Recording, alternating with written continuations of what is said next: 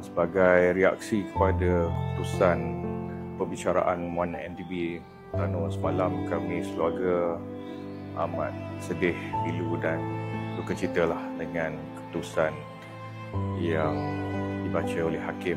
Satu keputusan yang di luar fikiran dan jangkaan. Bayangkan tambahan 15 tahun, bayar denda sehingga 11 bilion ringgit. Ini satu yang amat mengecewakan.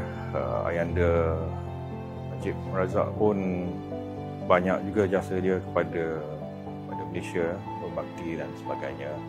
Saya fikir ia harus diambil kira jugalah. Lebih-lebih lagi dalang utama kes ni, Pulo tu masih tidak dijumpa cari, dan sehinggakan yang bersebahat, bersekongkol dengan Jolo pun dijadikan saksi. Tuan-tuan dan puan-puan boleh fikirkan sendiri je lah dilema dan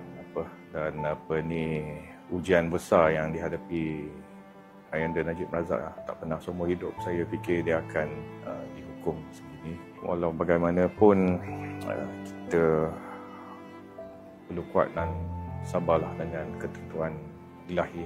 Kami adik-beradik tidak akan berhenti menuntut belaan dan juga beri bantuan kepada Ayahanda Najib Razak. Semoga beliau tabah menghadapi episod yang sedih ini, dan semoga Allah Taala memberi kekuatan kepada keluarga kami untuk hadapi segala-galanya.